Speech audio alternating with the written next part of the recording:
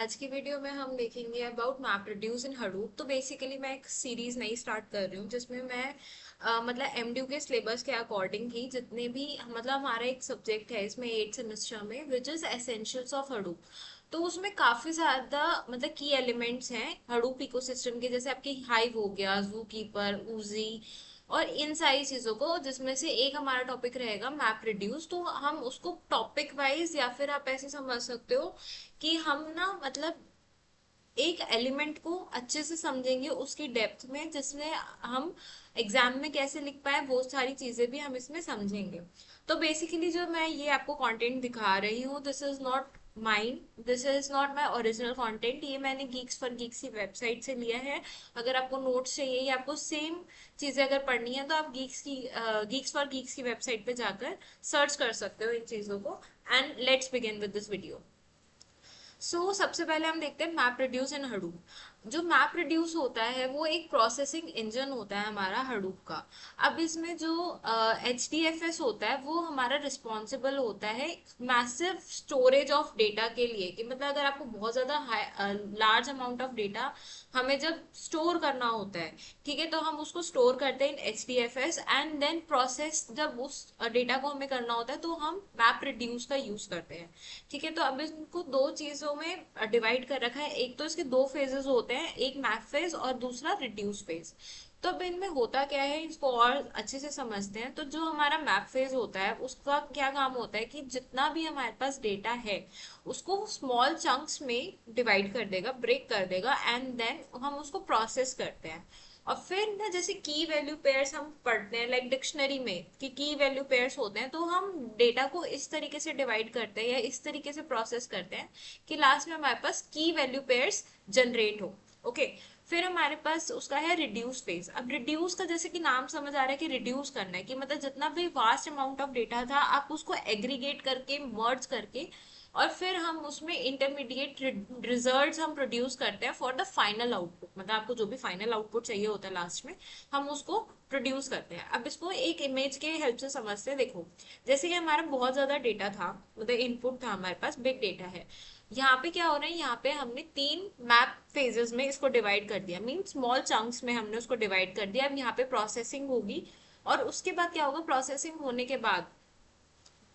होने के बाद हमारा जो रिड्यूस फेज है वो क्या करेगा, जितना भी हमारा डेटा है उसको एग्रीगेट करेगा, मर्ज करेगा और मर्ज करने के बाद दोनों ये रिड्यूस फेजेस हमारे आउटपुट को जनरेट करेंगे। ठीक है, तो यहाँ पे हम देखते हैं कि कैसे जनरेट करता है। यहाँ पे ये देखो आपको एग्जांपल्स दे रखे हैं कि जब भी हमारा एच डी एफ एस में डेटा स्टोर होता है, ठीक है, तो हम उसको क्या करते हैं, स्प्लिट्स में डिवाइड करते हैं, हम इनपुट स्प्लिट्स में। और ईच स्प्लिट एक मैपर को असाइन होता है फॉर प्रोसेसिंग। मतलब जो भी यहाँ पे डेटा था हमारा वो स्प्लिट होएगा और ईच स्प्लिट हमारा किसको असाइन होगा, एक मैपर को असाइन होगा कि आपको ये काम करके देना है। ठीक है, अब यहाँ पे हम स्टेप्स देखते हैं। सबसे पहले क्या होता है, सबसे फर्स्ट स्टेप होता है, इसमें 4 स्टेप्स होते हैं, जो अगर आप अच्छे से उसको सारी चीजों को डिफाइन करके आओगे ना तो बहुत ज्यादा चांसेस रहते हैं कि आपको अच्छे मार्क्स मिले। देखो, सबसे पहला स्टेप है हमारे पास input splitting and record reader. मतलब क्या होता है कि जितने भी हमारे इनपुट फाइल है हम उसको स्प्लिट्स में डिवाइड करेंगे और फिर एक स्प्लिट को हम कन्वर्ट करते हैं की वैल्यू पेयर्स। ठीक है, यूजिंग रिकॉर्ड रीडर, इसका यूज करके हम दो इन पेयर्स में डिवाइड करते हैं। ओके, फिर यहाँ पे हम एग्जाम्पल यहाँ पे देख सकते हैं इस तरीके से। और फाइल फॉर्मेट इन हडूप, ये भी आप देख सकते हो कि मतलब किस टाइप का फाइल फॉर्मेट रहता है। इनको आप अच्छे से रीड कर सकते हो और इनहेंस करके अपना आंसर लिख सकते हो। देन आता है हमारे पास second phase which is map phase. अब मैप फेज का क्या काम होता है, जो भी हमारा मैपर होता है उसका काम होता है कि जो भी उसको की वैल्यू पेयर असाइन हुआ है उसके लिए वो एक इंटरमीडिएट डेटा को जनरेट करे। ठीक है, तो यहाँ पे ये देखो, यहाँ पे हमने मतलब दो फेजेस लिए हैं। यहाँ पे एक zero, hello I am Geeks for Geeks 26 comma, फिर यहाँ पे दूसरा मैसेज या हमारे पास जो डेटा है वो है कि how can I help you. तो अब इसमें क्या होगा, जो ये चीजें हैं मैपर क्या करेगा, इसको डिवाइड करा। और ये देखो फर्दर इसमें टोकन्स में डिवाइड हो रहे हैं, जैसे hello I am Geeks for Geeks, मतलब इसमें टोटल 4 टोकन्स हो गए।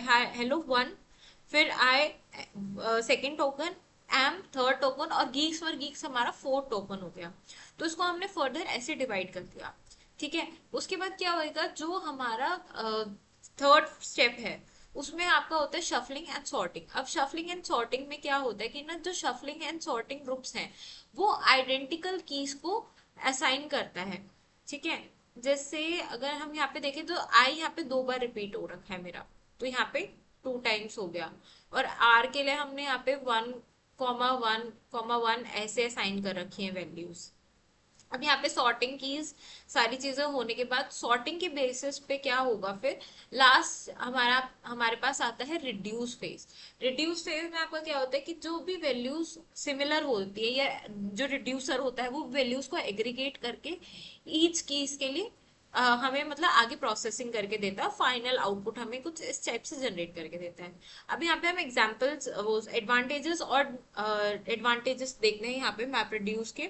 एक सबसे पहला है कि ये स्केलेबल होता है बहुत ज्यादा, पैरेलल होता है, फॉल्ट टॉलरेंट और सिंपल होता है। ठीक है। एंड गाइस मेरे को लगता है कि आपको ये वीडियो अब अच्छे से समझ आ गया होगा कि मैप रिड्यूस क्या होता है। वीडियो अच्छा लगा हो तो उसको लाइक करना, शेयर करना और अपने दोस्तों के साथ मतलब शेयर कर देना। और अगर आपने चैनल मेरा सब्सक्राइब नहीं कर रखा है तो please subscribe to the channel and thanks for watching.